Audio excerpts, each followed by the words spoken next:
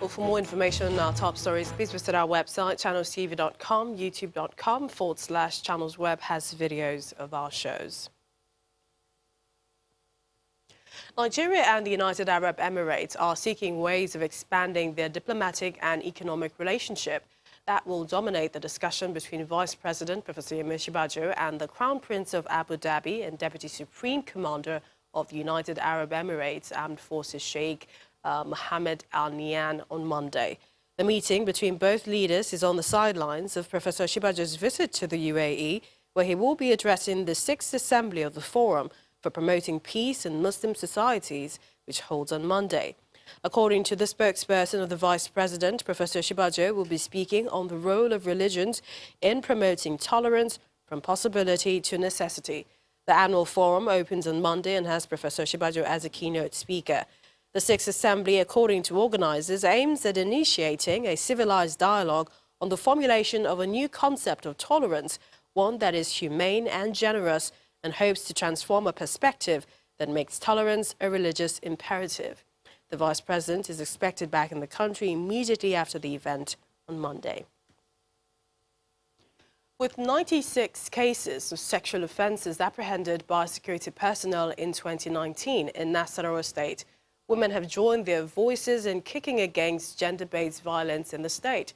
The women who took to the streets of the state capital, Lafayette, submitted a communique to the governor and the State House of Assembly. Our correspondent Halima Gayam has the report. Ali Isa, a 75-year-old man from Kokona local government area of Nasarawa State, was apprehended by the Nigeria Security and Civil Defense Corps for molesting a 3-year-old girl. If not a work of spirit, this girl, she just be like my own daughter. She stay with me every day. When the day break, she come to my house. There I wash her face, give her food. Another 45-year-old man also admits to being attracted to a 10-year-old girl.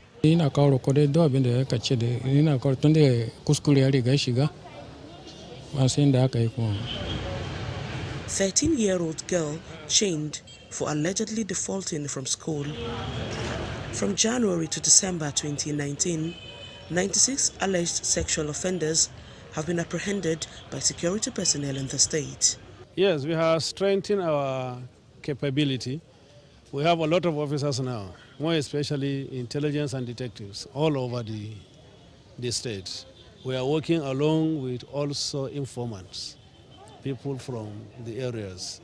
And we also invite the Mayanguas, the Dakachis, the Sarikis, and what have you, for a collaboration effort.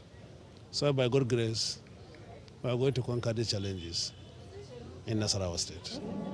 The Permanent Secretary, Mrs. Activists are worried about cases of gender-based violence in the country. Some of them in the state are taking advantage of the 16 days activism against gender-based violence to hold discussions on how to better educate the society and to seek for solutions. After their discussions, they move to the streets, holding placards with various inscriptions voicing their concerns. Their first stop is the Government House, where they submit their resolutions to the governor. We urge that you consider as a matter of urgency the domestication of the Violence Against Persons Prohibition Law, VAP 2015, to further protect and safeguard our women, girls, and vulnerable population from physical, emotional, psychological violence in all ramifications. In this state, we are going to promote girl-child education. We are taking it very seriously to ensure that women are involved in all aspects of what we do in this state.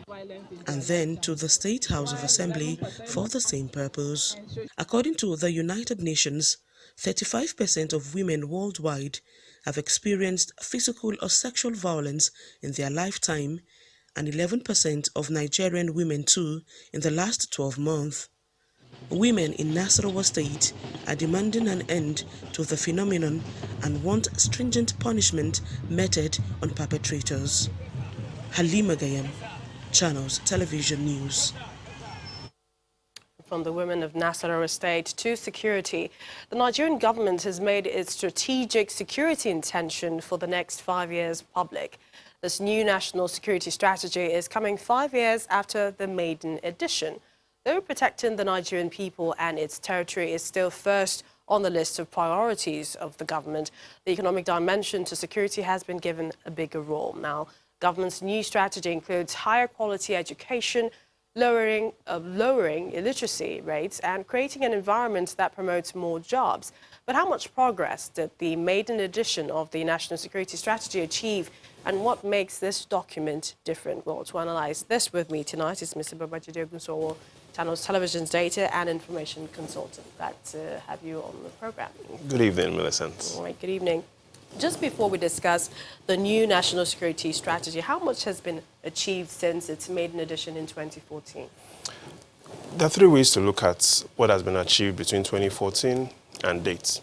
The first is half a decade ago, the global database of terrorism, which is the most reliable source that tracks the reports on terrorism, states that as of 2014, Nigeria had its worst number of terrorist attacks in history. There were 714 terrorist attacks in 2014. That's the first thing you need to know. The second is, let's take a careful look at what has happened between 2014 and 2019. And if we take a careful look at that report, the number of terrorist attacks in Nigeria, the evidence shows it was declining before last year. Here's what I mean. In 2014, there were 714 terrorist attacks. The evidence shows from the global database of terrorism that we've seen three consecutive years of decline in the rate of terrorist attacks. There was a decline in 2015, another decline in 2016, and 2017 was the best year in terms of terrorist attacks for the government. That was the lowest rate in 2017. However, we've seen a rise based on the report from the global database of terrorism. They state that 2018, there were 645 terrorist attacks in the country. And so what does this mean? It means that we've seen 3 years of consecutive decline in the rate of terrorism, but what it also tells us is that last year, the terrorists changed their tactics and strategy. And that brings me to the final point. What advantage do the terrorists have? The advantage they have is whenever they change their tactics and strategy, they don't make their document public. The disadvantage we have is we are following the United States model. We have a security strategy that makes and goes into the public space. Let me make myself a bit clearer. Let's take a case of Dangote. Dangote has a plan. Oh yes, at the end of every year, the company releases its financial report. But Mr. Dangote would never want his 5-year business plan to be in the hands of his competitors. Neither will he want his strategic documents to be held or to be seen by any competitor. So we need to consider... Are we at a risk by making our strategy public? What do you think the priorities for the new security strategy should be? Sometimes with security, silence is golden. Yes, it is important to release, it will be better to release the results of our security progress, but whenever we release any report on strategy, we need to be careful that we do not provide too much information, because let's not be deceived.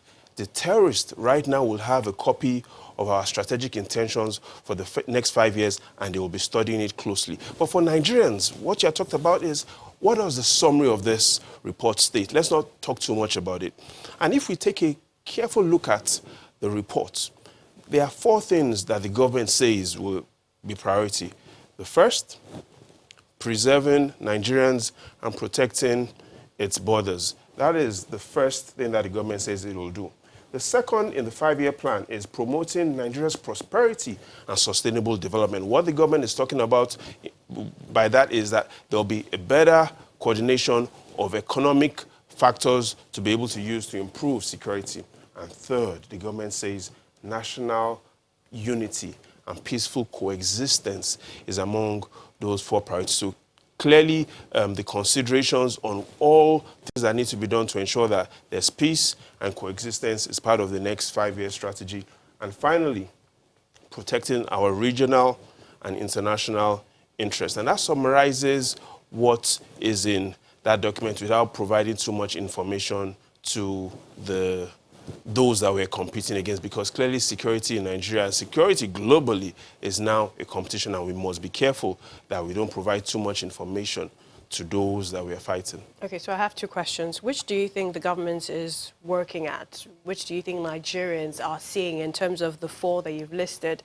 And the second question is, how do we evolve from what's on paper as a document to a strategy that we can implement that could work, that would work? I'd like to start with the second one, because a lot of Nigerians are asking, we've seen a lot of reports, but how do we convert strategic documents to implementation? And there are key players, and I'd like us to also look at those key players that have developed this document, and then we'll look at the top 3 people that will be really involved in the implementation of this report. And what do I mean by the key players? Clearly, we have people that we call the strategists and the tacticians.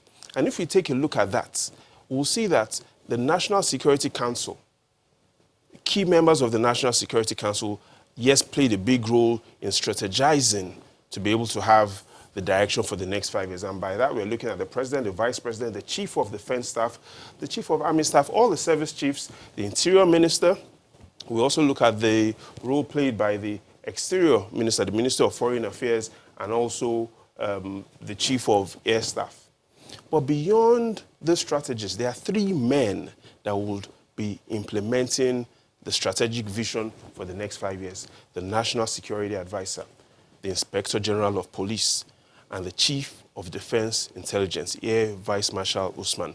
And the reason why him in particular is important is because based on this document, the next 4-5 years, the security architecture is going to be information-driven. So we are moving from kinetic warfare to an information-driven solution. So yes, we've seen the men that have prepared the strategy for this, but implementation based on what you've said will really be led by these 3 men. But we also will wait to see what decisions the president will take about those positions. Will they be the ones to run it all through, or will there be any change in the near future? We cannot speculate about that.